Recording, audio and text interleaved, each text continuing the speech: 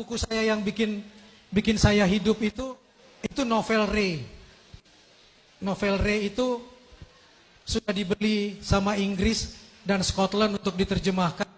Kemudian lagi kontrak untuk dibuat film. Karena berbasis kisah nyata. Dan itu guru kehidupan saya. Saya mau minta maaf sih sama istri saya, karena istri saya pun belum tahu cerita ini. Ray itu datang dari kisah nyata, dari skripsi saya di Kriminologi UI. Dan Ray adalah perempuan pertama yang saya kenal untuk menjadi tulisan saya. Dan itu adalah seorang pelacur lesbian. Saya nulisnya pakai hati betul. Jadi itu skripsi saya di Kriminologi selama 2 tahun, di mana saya masuk ke dalam sindikat perdagangan manusia, trafficking, di mana saya melihat 15 kematian di depan mata saya, dan perempuan terakhir yang terbunuh di depan mata saya adalah Ray.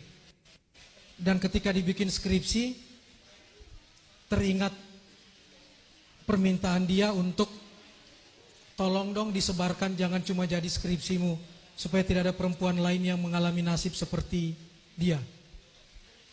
Itu yang kemudian 90 sampai 2012 baru akhirnya terbit. Selama 90 sampai 2012, 22 tahun baru kemudian bisa diterbit, dan saya berjuang untuk bisa terbit.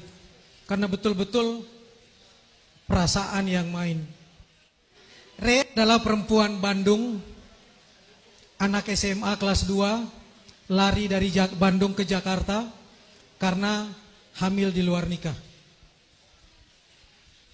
Dia tidak tahu bapak anaknya ini pacar SMA-nya dia atau guru les matematika dia. Dia lari ke Jakarta karena satu, dia pun tidak tahu bapaknya. Dia keluarga ningrat di Bandung, yang sejak lahir dia selalu dihina sebagai anak haram, pembawa musibah buat keluarga, karena bapaknya pun tidak jelas.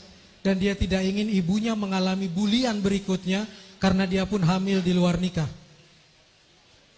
Sehingga dia lari ke Jakarta dalam keadaan hamil, ketemu sama perempuan baik-baik yang menanyakan, bayimu mau dilahirkan atau digugurkan? Dari anak umur 15 tahun inilah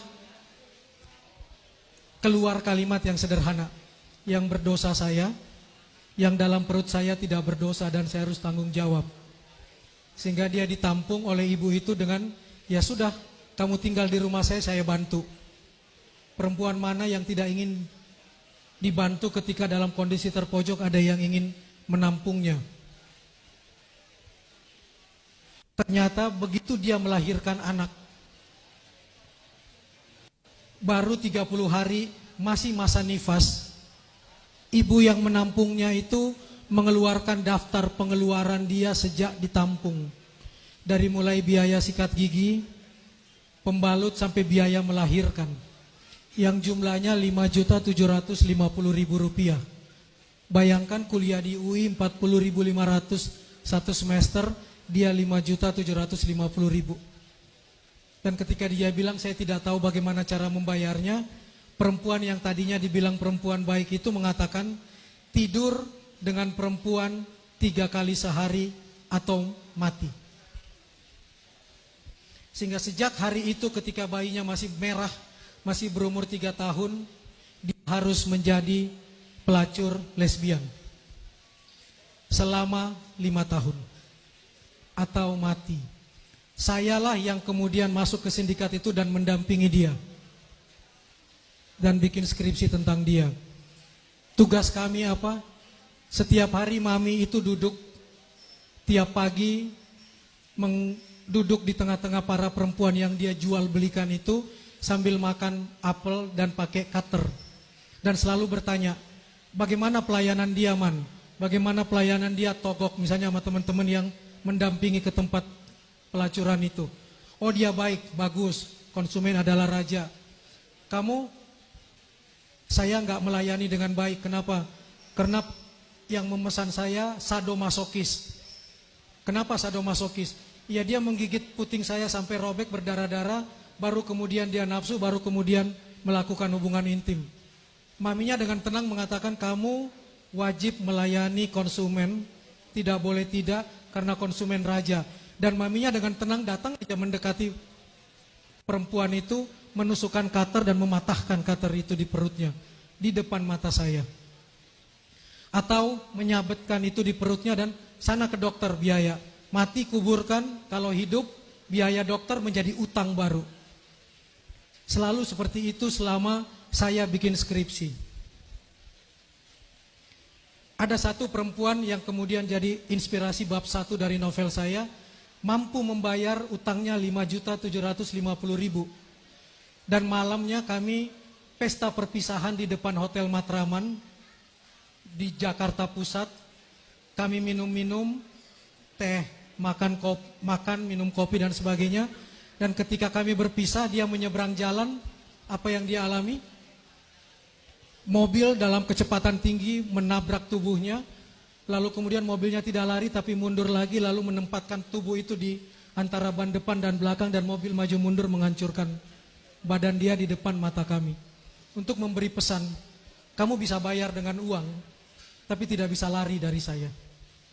Ini trafficking, perdagangan manusia yang sampai sekarang masih nyangkut undang-undangnya tentang kekerasan seksual, undang-undang PKS, penghapusan kekerasan seksual yang sedang kita perjuangkan bersama.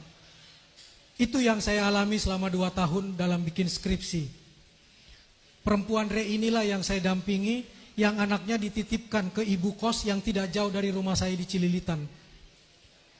Dan ketika anak itu umur 5 tahun dan mau masuk TK, ibu ini mengatakan, Man, saya dengar anak saya mau masuk TK. Lalu, boleh nggak saya dimintain izin ke mami untuk libur? Saya bilang, kamu nggak masuk 1 hari, dendanya 1 juta. Apa kata Re? Apa arti uang 1 juta buat seorang ibu yang rindu sama anaknya? Saya ingin melihat anak itu. Sehingga saya mengantar dia pakai Vespa kantor ke tempat itu. Dia berdiri di depan TK menunggu anaknya turun. Ketika anaknya turun dari motor, saya bilang, itu anak kamu, silakan peluk. Dia cuma menitipkan 1 kalimat, kamu dong yang peluk, Man. Lah kenapa saya yang harus meluk? Enggak, kamu aja yang peluk. Kasih saya alasan untuk itu, yang kemudian nanti jadi calon buku saya tentang Ibuku Pertiwi. Jawaban dia cuma 1, ya itu anak saya rindu anak saya, tapi kan saya pelacur. Saya lagi berkeringat. Saya tidak mau keringat pelacur menempel di tubuh anak yang suci itu. Jadi tolong bantu saya untuk memeluknya.